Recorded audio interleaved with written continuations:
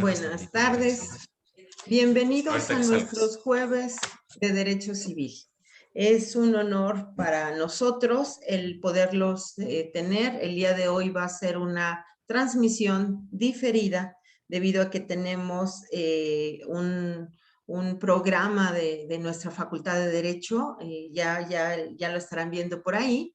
Y pues nos da muchísimo gusto. El día de hoy tenemos a la nuestra secretaria del colegio, que va a ser nuestra estrella del día de hoy, la maestra Yadira Aide Huerta Reyes. Desde luego a nuestro presidente del colegio, Miguel Ángel Beltrán Lara, que siempre nos acompaña y que siempre está atento a nuestros jueves de Derecho Civil. Y el día de hoy, antes de comenzar, ¿sí? Queremos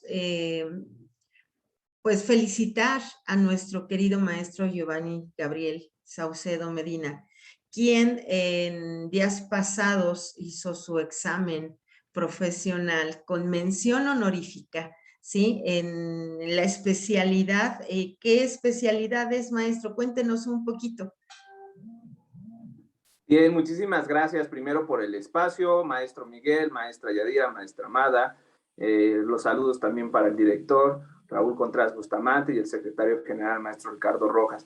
La especialidad es mediación y medios alternativos de solución de controversias del posgrado primera generación y, como bien usted lo dice, afortunadamente concluimos esta etapa, este proyecto y obtuvimos el grado. Muchísimas gracias, maestra, y maestro Miguel, maestra Yadira.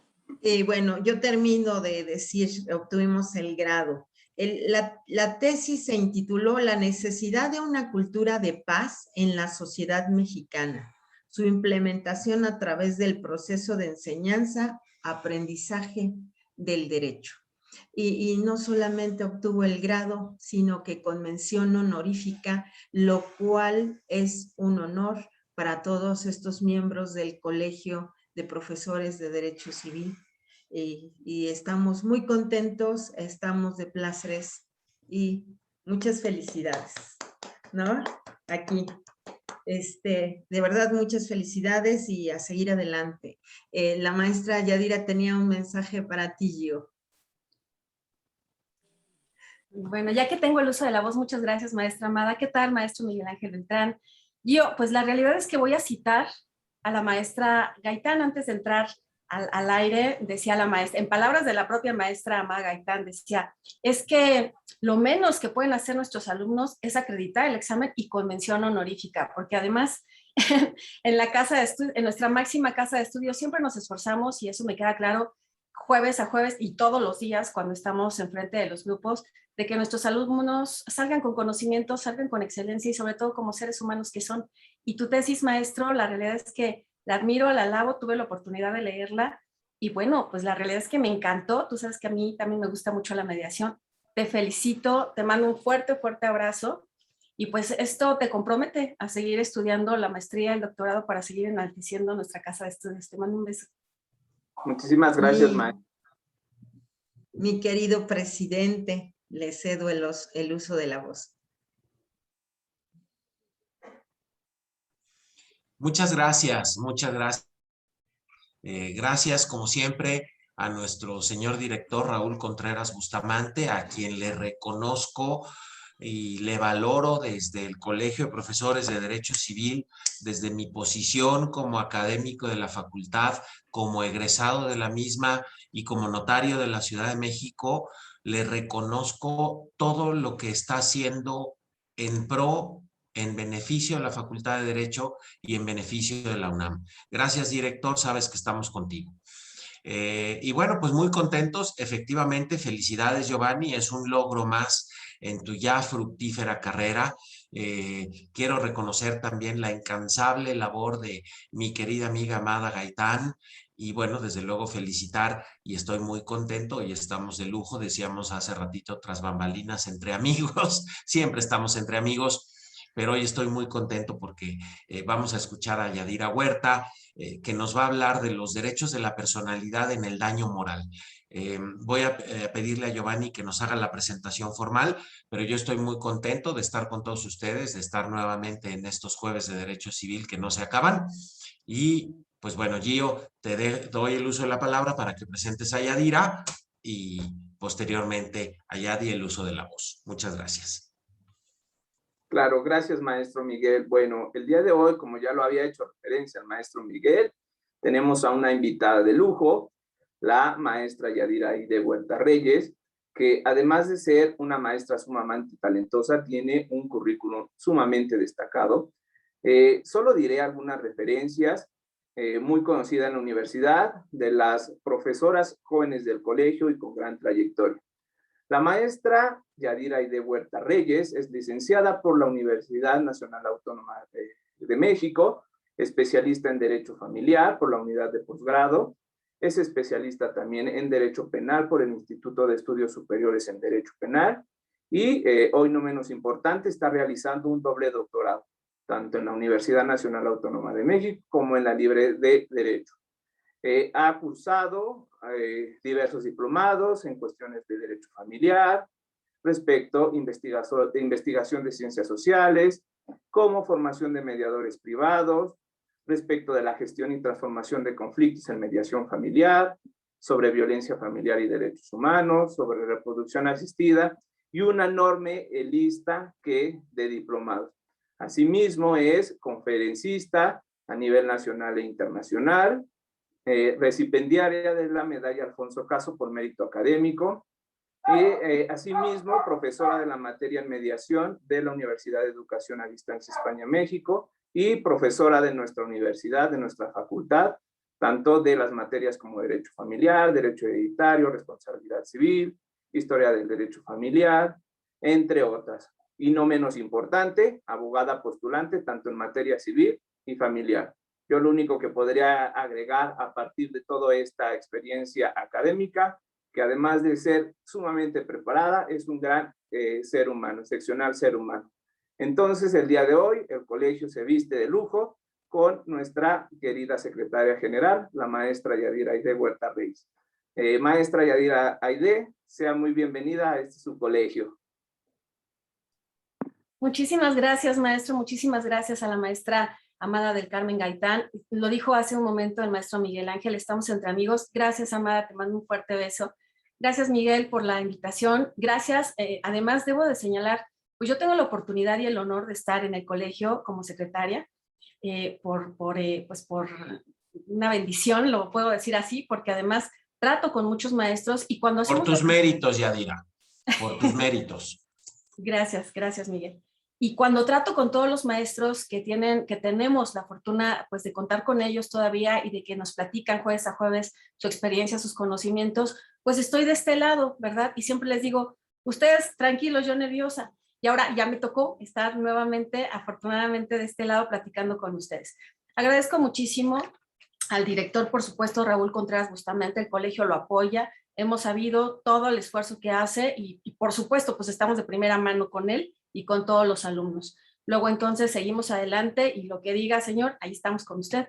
También al maestro Ricardo Rojas Arévalo le mando un fuerte abrazo y pues doy gracias, Miguel, te mando un beso, muchas gracias por la invitación de hoy.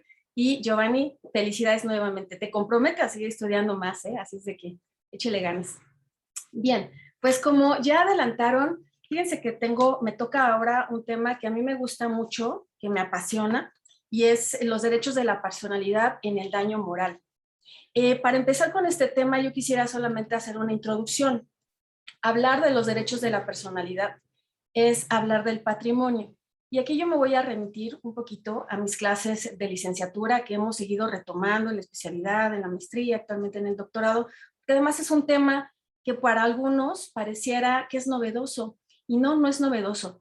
Vamos a retomarlo tal y como lo señalaba mi maestro, muy, muy, muy querido, con el cual estuve, no sé si era masoquismo, dicen algunos, pero estuve 5 o 6 semestres con el maestro Ernesto Gutiérrez y González, de quien he aprendido mucho de lo que sé en materia de civil, en materia de derecho civil. Él decía que hablar de los derechos de la personalidad tendríamos que enfocarlo en el área concreta a la cual pertenece. ¿Y a dónde pertenecen los derechos de la personalidad? Pertenecen al área civil, son de derecho privado. Luego entonces, para empezar a hablar de estos derechos, nosotros tenemos que referirnos al patrimonio. Ustedes saben, y los que no lo sepan, pues hay varias teorías del patrimonio, pero me voy a enfocar exclusivamente en qué debemos de entender por patrimonio para empezar a hablar de esta gran figura que son los derechos de la personalidad. El patrimonio, decía el maestro Gutiérrez y González, el patrimonio es un conjunto de bienes, derechos y obligaciones, pero este conjunto de bienes, derechos y obligaciones puede ser un conjunto de bienes pecuniarios y bienes morales. Luego entonces también decía el maestro Gutiérrez y González, al patrimonio hay que verlo como una riqueza. La mayoría de las personas tenemos un patrimonio, aunque sea poquito, pero tenemos algo, lo que traemos puesto es parte de nuestro patrimonio. Las joyas, los inmuebles, los muebles, inclusive las mismas cuestiones que nos regalan, es decir, cualquier souvenir es parte de nuestro patrimonio, por mínimo que uno lo considere en cuanto al valor real que tiene este.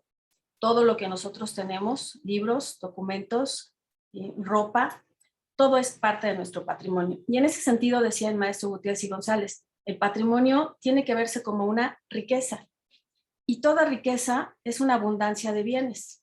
Y así seguía el maestro la hilación, siendo una abundancia de bienes, también estos bienes nos generan utilidad.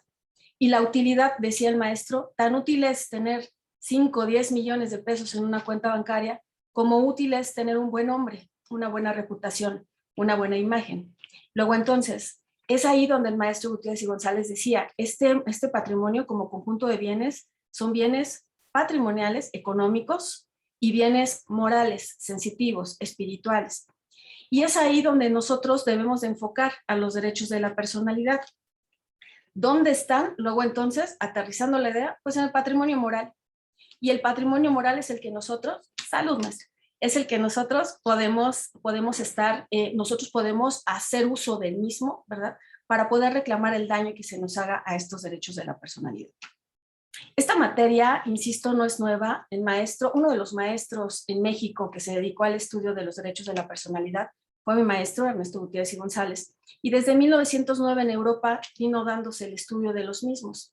Hay varios autores que trataron este tema, como el maestro Castanto Beñas, que refería a los derechos de la personalidad como derechos naturales innatos.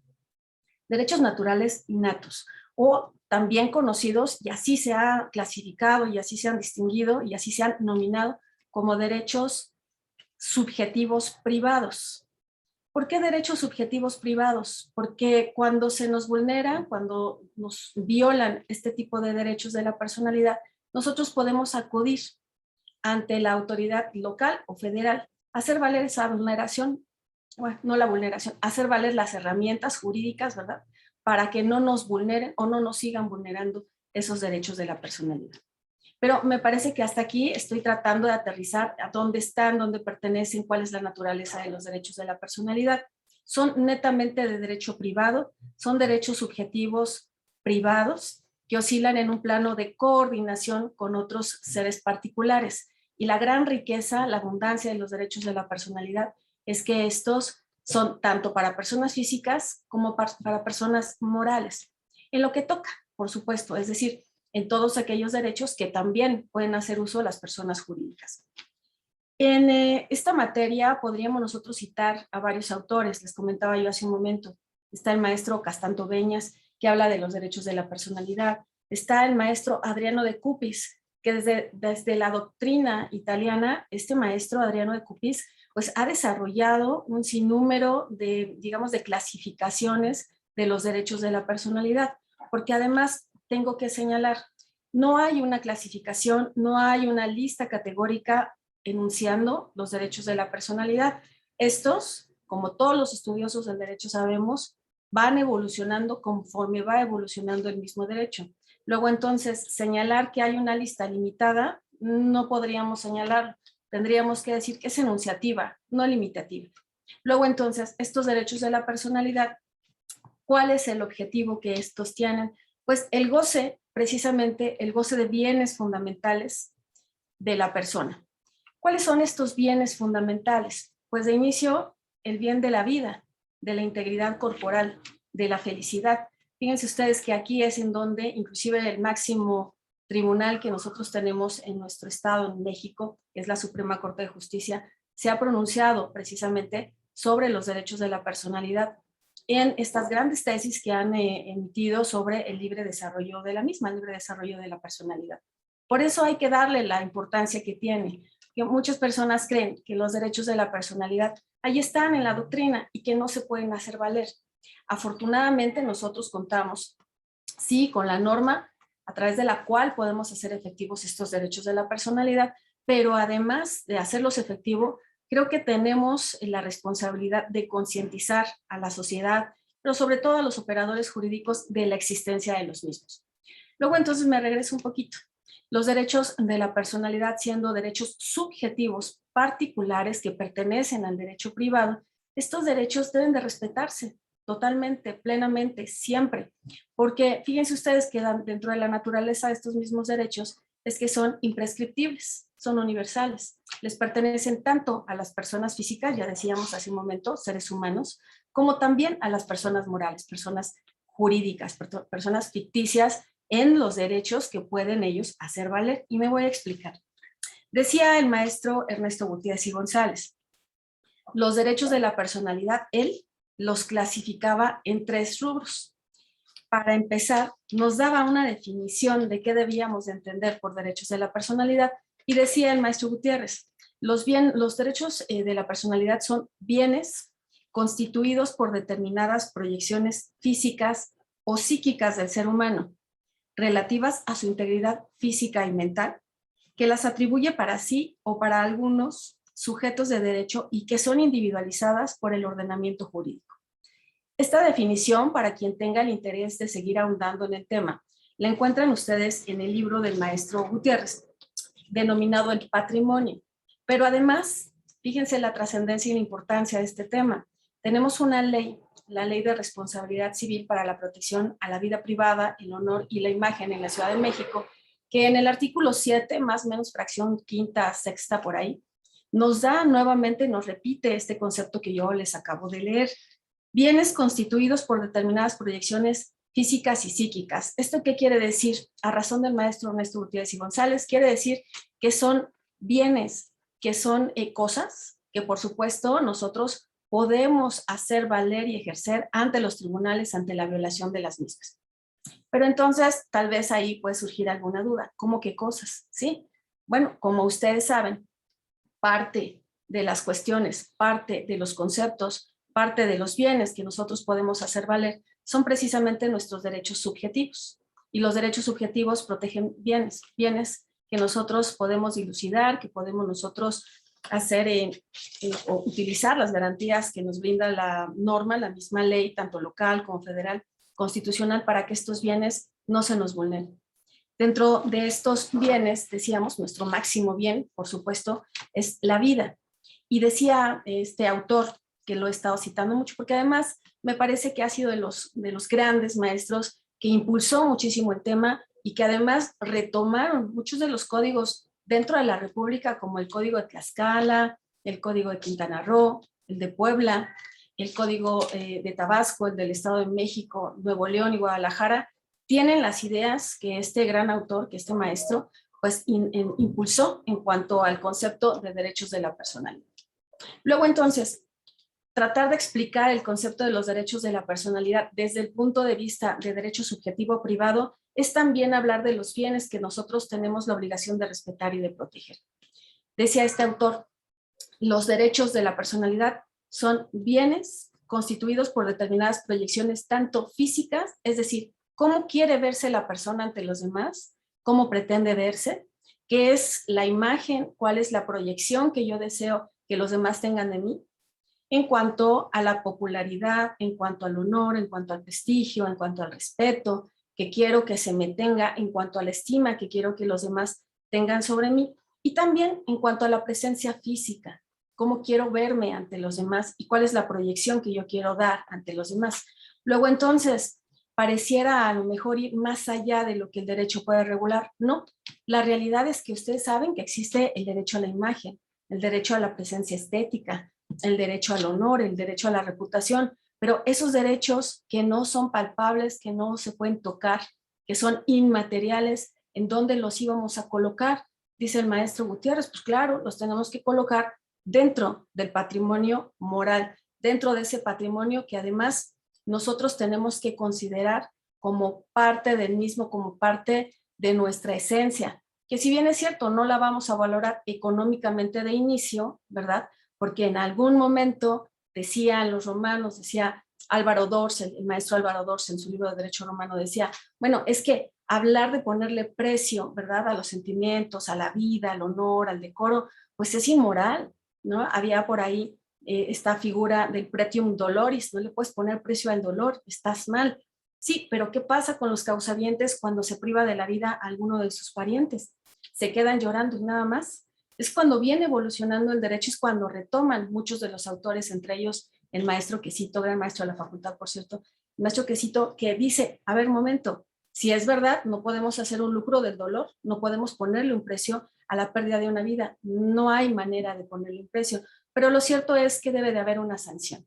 Y esta sanción se ve obviamente establecida en el pago de un daño. Nuestra legislación, nuestra ley ha establecido, por supuesto, cómo debemos nosotros de denominar ese pago de daño.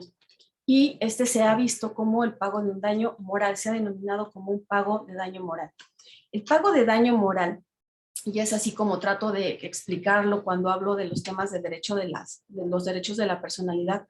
Cuando nosotros hablemos, escuchemos, nos refiramos a los derechos de la personalidad, nos estamos refiriendo precisamente al daño moral.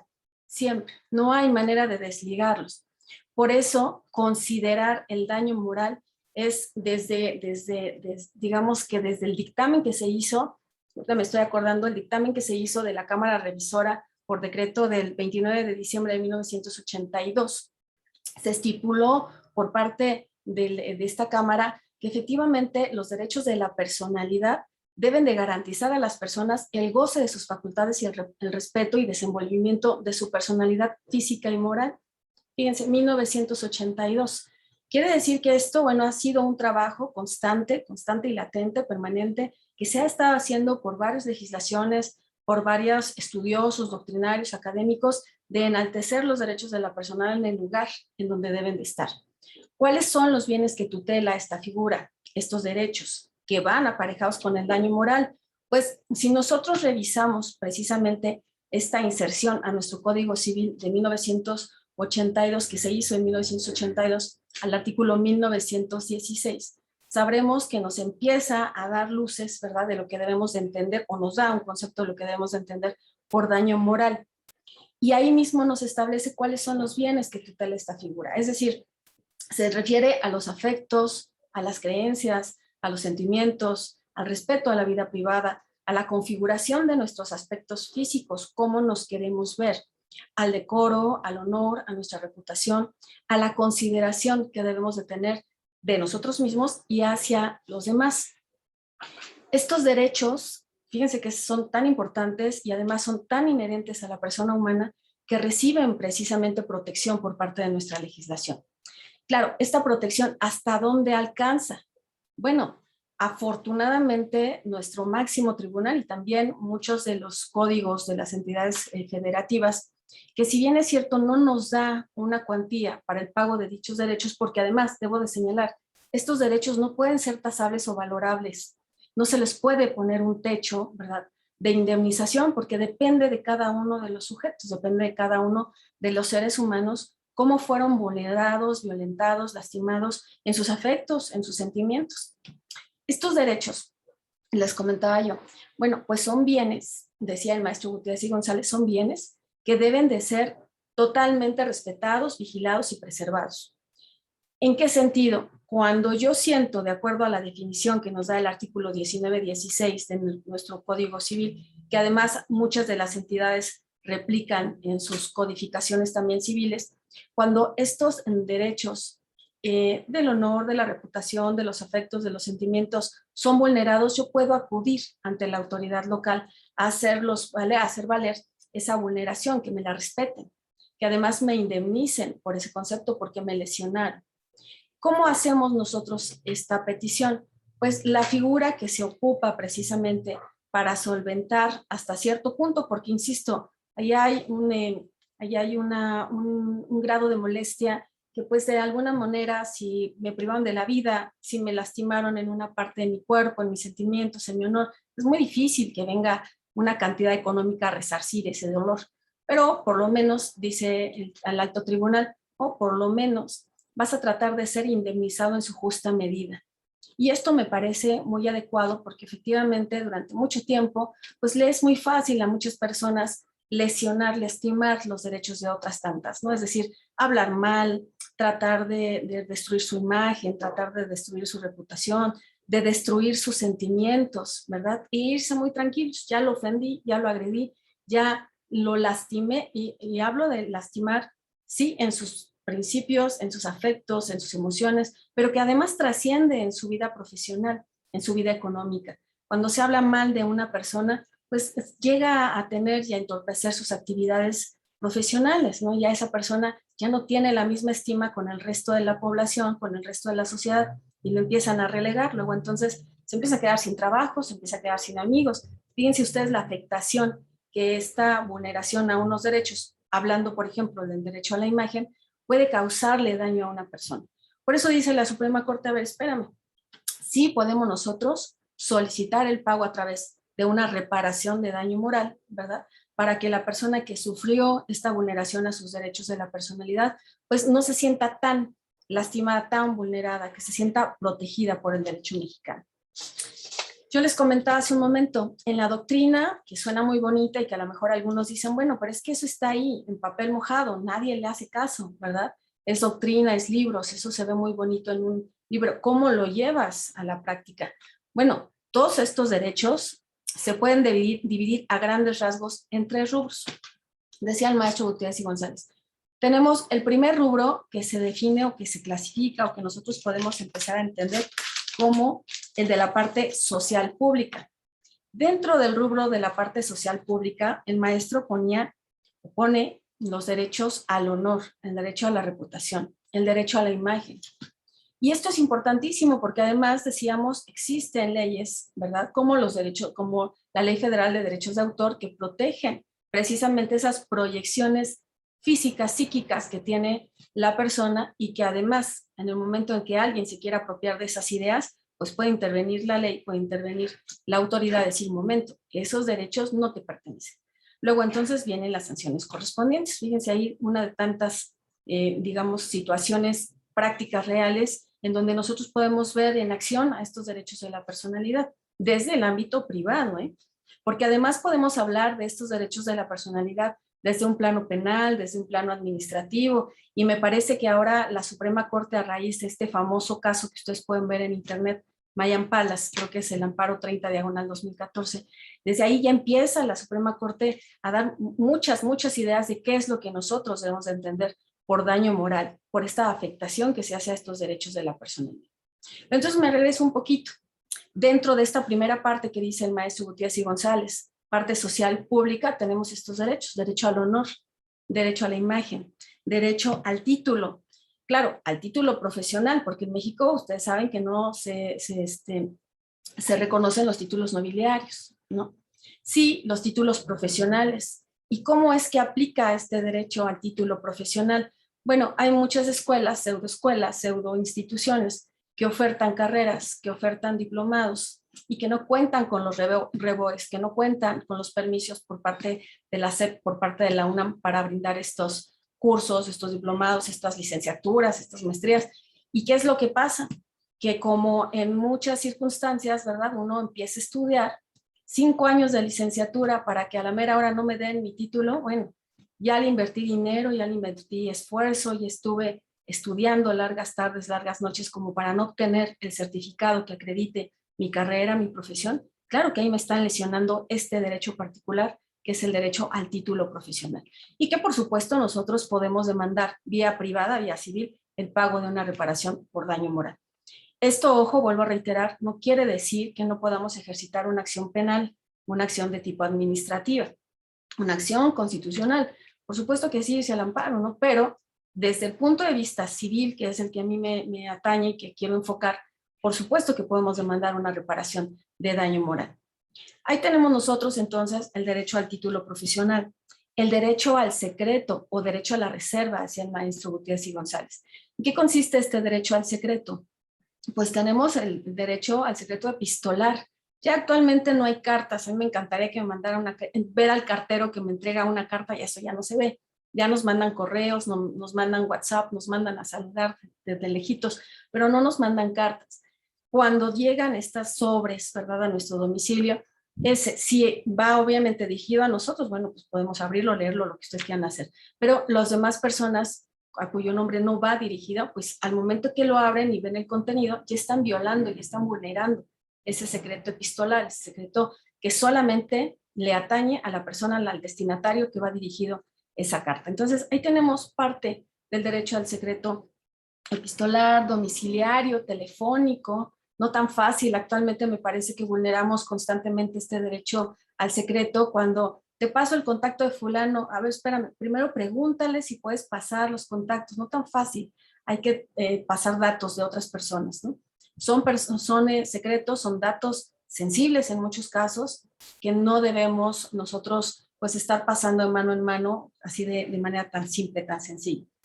El secreto profesional, por ejemplo, tenemos una ley de profesiones que obviamente ahí nos dan las reglas a seguir para que nosotros podamos actuar de la mejor manera éticamente dentro de la ley ante nuestros clientes, ante el resto de los profesionistas. Y ahí está ese secreto profesional. El secreto a la intimidad, que también lo que hacemos en nuestra casa, así tal y como se dice, lo que pasa en Las Vegas se queda en Las Vegas, pues lo mismo pasa en nuestras casas, ¿verdad? Lo que pasa dentro de nuestras casas se queda dentro de nuestras casas. A menos, les digo a los muchachos, a los jóvenes abogados, a menos que uno pues se toma las famosas selfies y hace el conocimiento del resto del mundo lo que pasa en nuestra casa, en nuestro domicilio, pero eso es porque nosotros lo permitimos. Ahí hay una confirmación, hay una autorización de nuestra parte de que el resto del mundo, las personas externas a nuestro domicilio, conozcan nuestra manera de vivir, nuestra forma de vida. Que dadas las circunstancias y en los ambientes en los que nos hemos desenvuelto, pues me parece digamos que poco aceptable, ¿verdad? Hacerle del conocimiento al resto del mundo cómo vivimos, desafortunadamente por la delincuencia. También tenemos este secreto, les decía, a la intimidad, al testamento. Fíjense, el testamento pues es un acto jurídico unilateral, revocable, libre, formal, solamente le atañe al autor de la herencia, al autor del testamento, pues, ¿no? Luego entonces puedo ir yo a acompañar a mi mejor amiga, a ver, Amada, acompáñame a hacer mi testamento, pues me va a decir, te acompaño, pero cuando pases con Miguel, ahí te arreglas tú con él, porque yo no puedo ni darte instrucción, ni tampoco aconsejarte, no puedo hacer nada, porque ese es tu testamento, es tu acto jurídico, y solamente un notario podrá, obviamente, tomar, guiarte, decirte, aconsejarte qué puede ser lo mejor, pero inclusive el mismo autor de la herencia es el único que toma la decisión. Entonces ahí nosotros tenemos este derecho al secreto testamentario. Y eso que nada más me estoy refiriendo al derecho al secreto. También tenemos derecho a la convivencia, pero ojo, hay quienes confunden este derecho a la convivencia con las convivencias que se originan de esta patria potestad y de esta otra figura, guarda y custodia. No nos referimos a estas convivencias derivadas de la patria potestad, nos referimos a las convivencias que nosotros tenemos día a día con el resto de la sociedad, con nuestros vecinos, con nuestros compañeros de oficina inclusive. Y estas relaciones sociales, que por supuesto son jurídicas y pueden llegar a ocasionar cierto tipo de problemas, están reguladas por la Ley de Cultura Cívica y por supuesto por todas aquellas leyes que se asemejan en el resto de la República. Es decir, cuando yo tengo algún problema vecinal, condominal, ¿verdad? Pues ahí yo empiezo a lesionar mi derecho de convivencia. Ahí está otro derecho de la personalidad en su aspecto social público. Hay muchísimos, decía el maestro Gutiérrez y González, pero solamente se abocó a estos cuantos. Insisto, no hay una categoría limitada de los derechos de la personalidad, constantemente van saliendo más. Y qué bueno, porque además esto quiere decir que conforme va evolucionando el derecho, se va protegiendo más al ser humano. Dentro de la parte psicosomática que el maestro refería, porque decíamos, él las dividía en tres, ya señalé más o menos a grosso modo la parte social pública. Dentro de la psicosomática, pues está el principal derecho que nosotros tenemos. El principal bien que debemos nosotros de cuidar y de proteger es el derecho a la vida. El derecho, dice también la maestra Raquel Contreras, aquí le mando un saludo a la doctora Raquel Contreras, el derecho a la procreación también está incluido dentro de los derechos en la parte psicosomática de los derechos de la personalidad. Ahí también nos trata el derecho a la libertad. Libertad en todas sus manifestaciones. Libertad también en cuanto a libertad de expresión, libertad de procreación, que ahí podemos señalar que si bien es cierto, no es el mismo derecho si van concatenados. El derecho a la integridad física. Derechos relacionados con el cuerpo. Cuando nosotros hablamos del derecho relacionado con el cuerpo, el famoso jus insum, ¿verdad? Que viene desde el derecho romano, pues hablamos precisamente de poder disponer de partes del cuerpo. Claro, luego lo comentamos en clase y les digo, bueno, es que esta parte de disposición del cuerpo, el maestro Gutiérrez decía, disposición del cuerpo propio y disposición del cuerpo ajeno. Y cuando lo explico así, pues algunos compañeros, compañeras voltean a ver al de al lado, ¿no? No me refiero a esa disposición del cuerpo ajeno. Me refiero, por supuesto, a la representación que se tiene respecto de algunas personas. Es decir, y me doy a entender, en cuanto a las personas que están en estado de interdicción, ¿quiénes tienen, obviamente, la responsabilidad de esas personas? Pues la persona que ha sido designada como tutor, ¿verdad? Tutriz de ese incapaz, de esa persona que está en estado de interdicción. Respecto de los menores de edad, ¿quiénes son los que los representan? Pues sus progenitores, en principio, dice la ley, hay 6 personas que son los representantes de los menores de edad, quienes ejercen la patria potestad. En principio son los progenitores, papá y mamá, 2 papás, 2 mamás, ahora con esta posibilidad del matrimonio igualitario, y por supuesto las 2 líneas, ¿verdad? Los 2 abuelos, paternos o maternos. Luego entonces, ellos son los representantes que ante alguna eventualidad, ante alguna situación en donde tengan que dar alguna autorización para una operación, por ejemplo, si bien es cierto, se toma en cuenta la decisión del menor de edad, también es cierto que ellos disponen, en caso de que estén inconscientes, en caso de que no se puedan manifestar, son quienes disponen precisamente de esa persona. A esa disposición del cuerpo ajeno nos estamos refiriendo. Disposición del cuerpo propio, pues ustedes saben que podemos nosotros donar, de acuerdo a la Ley General de Salud, podemos donar ciertos órganos, ciertos fluidos, ciertos tejidos.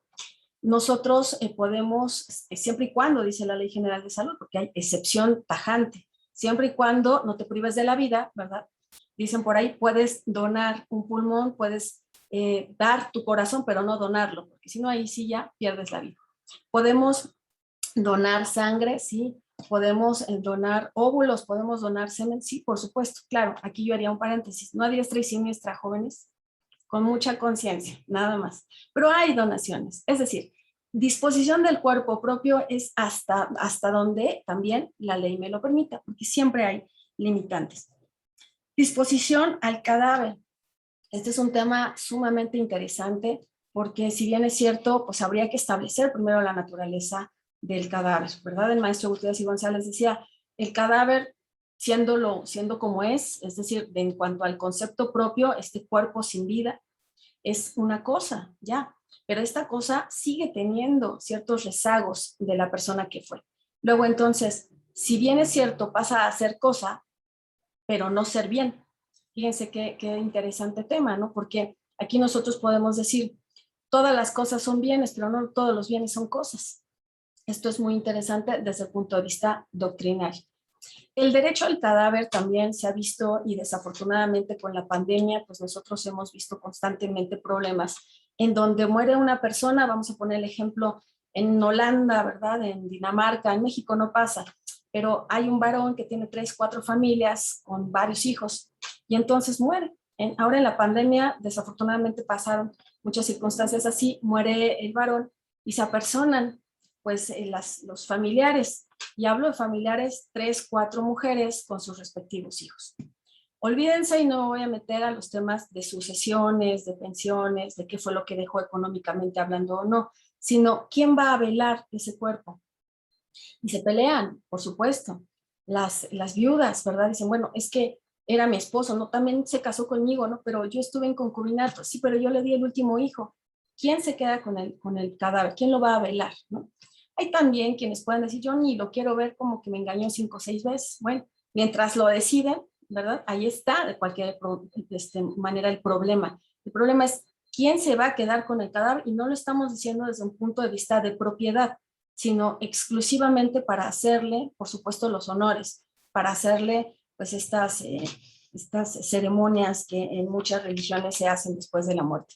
Entonces, fíjense que ahí los derechos de la personalidad pues son tan vastos, ¿no? Y ahorita nada más estoy haciendo un resumen de lo que el maestro Gutiérrez y González decía. Me estoy limitando porque él hablaba, yo recomiendo mucho el libro del patrimonio del maestro, que tengo la fortuna de haberlo leído completo, ¿verdad? Y que tengo la fortuna de conocer a la maestra, a la doctora Raquel Contreras, que le viene haciendo ajustes a estos temas y que realmente son sumamente interesantes, muy importantes. Entonces, bueno, tenemos también, por supuesto, pues varias clasificaciones de otros autores. Hay en el Instituto de Investigaciones Jurídicas varios artículos que hablan sobre los derechos de la personalidad. Yo me atrevería a recomendar a Adriano de Cupis, que fue de los primeros doctrinarios italianos que hablaron de este tema. También está el maestro Castanto de José, Castanto Beñas, por supuesto, que también se aboca y hace un estudio pormenorizado del mismo. Roger Nersson también son autores que han hablado de este tema y lo han tocado con mucha sensibilidad. ¿Cómo nosotros podemos, digamos, acudir ante tribunales? Pues, de acuerdo al artículo 19-16, nosotros podemos hacer valer la reparación de daño vía civil, ¿no? Yo decía, y quiero ser muy puntual, tenemos varios caminos, civil, penal, administrativo. En la parte civil, me parece que nosotros tenemos mucho de donde echar mano, porque además es un tema que ya decíamos, no es novedoso. Viene desde 1909 estudiándose, digamos que tratándose de incorporar, abriéndose paso poco a poquito en todos estos, digamos, pues recovecos que hay, ¿no? Porque acuérdense ustedes que actualmente también, me parece, salvo la mejor opinión de ustedes, estamos hablando de estos daños punitivos, de los derechos de los daños, de la teoría de los daños, y creo que está descansando la parte de daño moral, daños punitivos, están descansando, sí, a raíz, abajo, están bajo el paraguas o bajo la sombra de esta teoría de los daños. Entonces nosotros tendríamos que ir estudiando un poquito más, dilucidar los temas, estudiarlos por separado, porque una cosa son el daño moral y otra cosa son los daños punitivos. El daño moral, insisto, ¿cómo nosotros podemos hacerlo efectivo? A través de la reparación, por supuesto, del daño moral. Una demanda por daño moral que tenemos ahí el fundamento, 19-16, por ahí hay otros artículos, el 22 mismo del Código Civil, el artículo 21-16 también del Código Civil, que nos habla de esta afectación a las emociones. Pero creo que tenemos un instrumento, bueno, varios, pero ya la Suprema Corte se ha pronunciado y ha señalado, a ver, para que tú puedas demandar el pago de daño moral, ¿qué es lo que tienes que hacer? ¿Qué es lo que tienes que proporcionar para que se te dé una justa indemnización o una indemnización ad hoc al caso que se nos está presentando? Pues nosotros tenemos que establecer, entre muchísimas otras circunstancias, tres elementos. Primero, que hay un hecho ilícito, que hay un daño, pero sobre todo y más importante, el nexo causal entre los dos, entre el hecho ilícito, entre el acto ilícito y el daño causado a la persona lesionada, a la persona víctima de ese daño. Entonces, nosotros tenemos que partir de esos tres elementos para acreditar este daño moral, obviamente por vulneración a los derechos de la personalidad, pero insisto, hay una tesis aislada, bueno, hay varias tesis por parte de la Suprema Corte en esta décima época, penúltima época, en esta décima época, en donde nos dice la Suprema Corte cuáles son los puntos que se deben de tomar en consideración para tener una indemnización justa. Y entre ellos tenemos varios elementos. El primero de ellos que dicta la Suprema Corte es la naturaleza física, mental, psicoemocional y la extensión de los daños causados. Esto es muy importante. ¿Cuáles fueron, hasta dónde llegó estos daños causados a la víctima? Hay que establecer la posibilidad, también dice la Suprema Corte, de rehabilitación de la persona afectada. No todos reaccionamos de la misma manera. Hay quienes les dicen una grosería, ¿verdad? Dicen, bueno, sí, buenos días, con permiso. Hay quienes les ofenden, les dicen una grosería y se van y se encierran en su casa a llorar. ¿Por qué me ofendió? Yo no le dije nada. Hay personas muy susceptibles, hay otras que no tanto. Habría que establecer cuál es el grado de afectación, ¿verdad?, que ocasiona esta vulneración a estos derechos de la personalidad. Insisto, la posibilidad de rehabilitación de la misma es tan grave a veces el daño causado que hay personas, y esto desafortunadamente ustedes lo pueden ver, comprobar en las redes sociales hay muchos jóvenes que pues se dejan manipular, que se dejan ofender, que pues no permiten pues estos intercambios de opiniones, ¿verdad? Que además es prudente que no lo hagan, pero que los lesionan mucho, los lastiman mucho en sus emociones, y luego ya nos estamos enterando pues que no soportaron este grado de agresión y pierden, se quitan la vida. Entonces, claro que hay una afectación directa a la persona que se debe de prever y que nosotros tenemos la posibilidad de establecer si hay o no esa rehabilitación de la persona afectada. También dice la Suprema Corte, la pérdida de oportunidades, en particular la pérdida de empleos, la pérdida de educación, la pérdida de prestaciones sociales. Realmente, ¿cómo me afectó esa vulneración a mis derechos de la personalidad? ¿En qué grado me afectó? ¿Cuánto daño me hizo? Que inclusive hasta en esferas profesionales, económicas, sociales, llegó esa afectación. Entonces, estamos hablando, fíjense aquí como la Suprema Corte aterriza y junto con la doctrina dice, claro que son importantes los derechos de la personalidad. Cuando los veas vulnerados, ojo, tienes la obligación de hacerlos respetar y sobre todo una indemnización.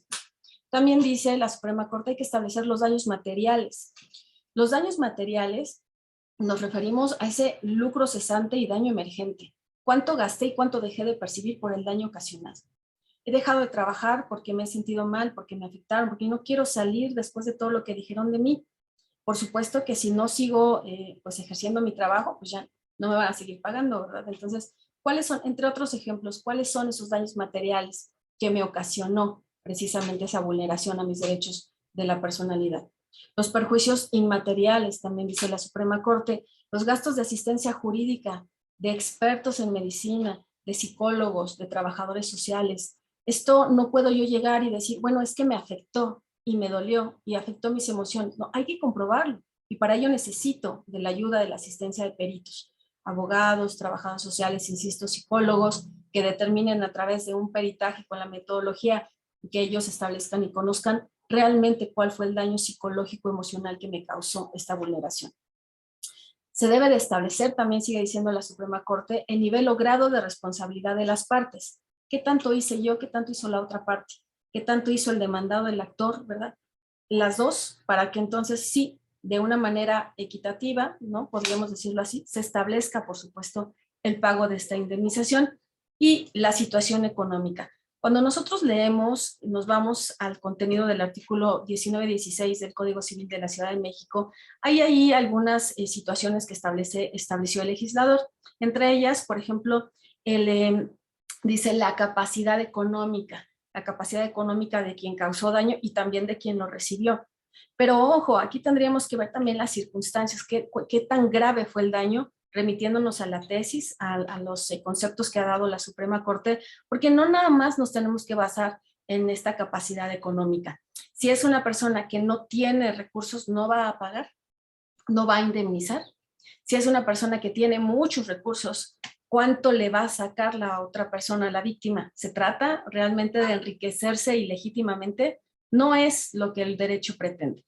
Lo que el derecho quiere en materia civil es salvaguardar, respetar los derechos de la personalidad, no enriquecerse ilegítimamente, y por favor no tenemos que irnos por ahí, porque cuando empezamos a hablar de estos derechos, algunos dicen, ah, qué flojera, derechos de la personalidad, derechos subjetivos privados, pero cuando les decimos, ojo, si los haces valer, puedes obtener una sentencia como la del Mayan Palace, ahí se les pagó 33 millones, y bueno, hasta se quitan las agallas. ¿Sabe qué me estaba diciendo, maestra? Dígame cómo le hago, ¿no?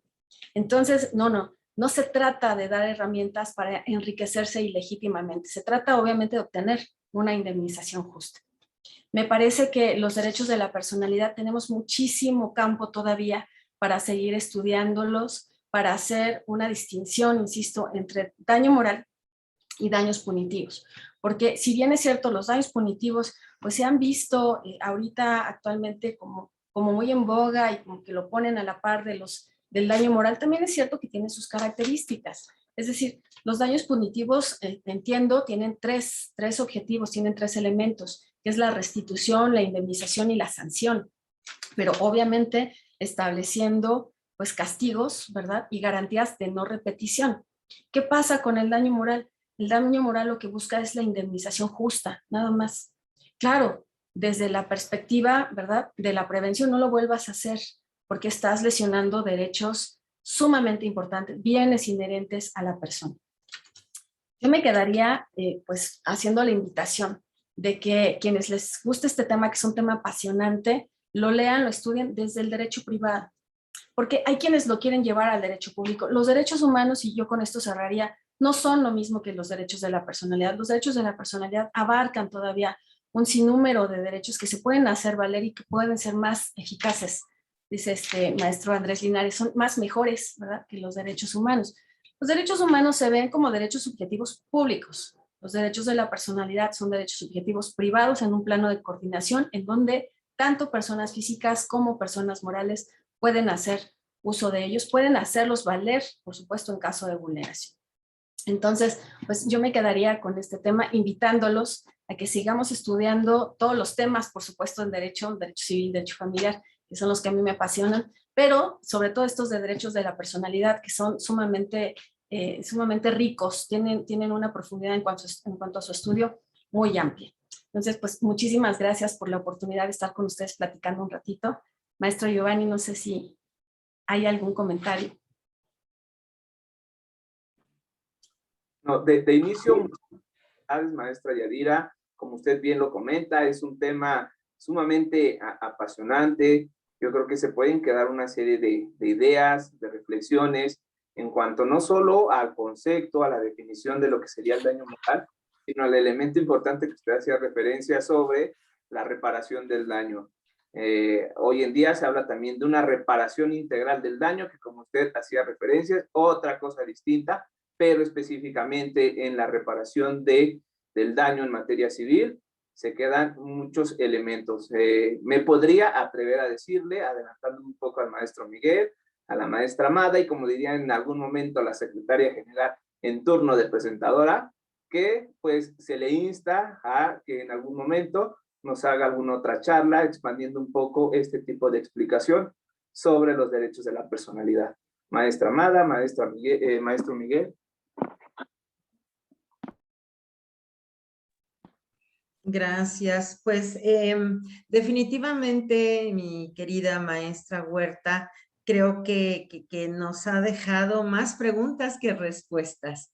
¿Por qué? Porque hablar de daño moral y estudiar el daño moral nos lleva a hacer toda una reflexión, no solamente de los derechos humanos, como lo acaba de decir usted, sino de todos esos derechos de la personalidad que en un momento se pueden ver violentados y que de alguna manera pues hay que hacer resarcir ese daño causado de alguna manera, que como nosotros sabemos es de tipo moral y que obviamente va a tener que haber de por medio un dictamen psicológico para poder probar la existencia de esos daños por un lado, ¿sí? Y por el otro lado, pues obviamente también nosotros tendríamos que tener un dictamen incluso contable, ¿no? En muchas ocasiones debemos tener un dictamen contable para efecto de poder determinar si realmente existió o no existió este tipo de daño y en cuánto lo podemos nosotros cotizar. Hay mucha gente que se dedica a presentar demandas por daño moral, muchas de ellas, la verdad, poco fundamentadas. Realmente yo los invitaría a que estudiaran más el tema, a que profundizaran, a que leyeran. Tenemos muy buenos libros en materia de daño moral, que se dieran a la tarea de leer a nuestros grandes autores, todos ellos de alguna manera que usted nos ha venido citando a lo largo de esta grandiosa, pero no la puedo llamar de otra manera, experiencia de poder escucharla. Siempre la escuchamos presentando. Ahora, como bien dice usted, está del otro lado y la verdad es que nos deja claro por qué es nuestra secretaria general del colegio. Muchas felicidades. Maestro Miguel Ángel, no sé si tiene usted algo que agregar, mi querido presidente.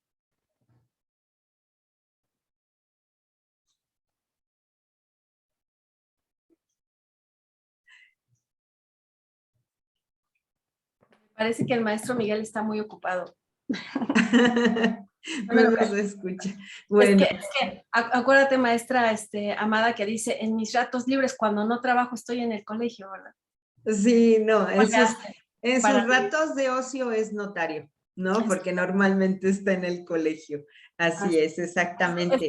Es correcto, perdón. Pues Lo dije otra vez. no nos queda más que agradecerle, maestra, el que haya estado con nosotros y agradecerles a todos el día de hoy en esta transmisión diferida, porque en este momento estamos presentando un gran libro y es una transmisión presencial y los invitamos a seguir a nuestros jueves de Derecho Civil. Muchísimas gracias a todos. Cuídense mucho. Gracias, maestra. Un beso. Gracias, maestro Giovanni. Hasta luego, maestro Miguel.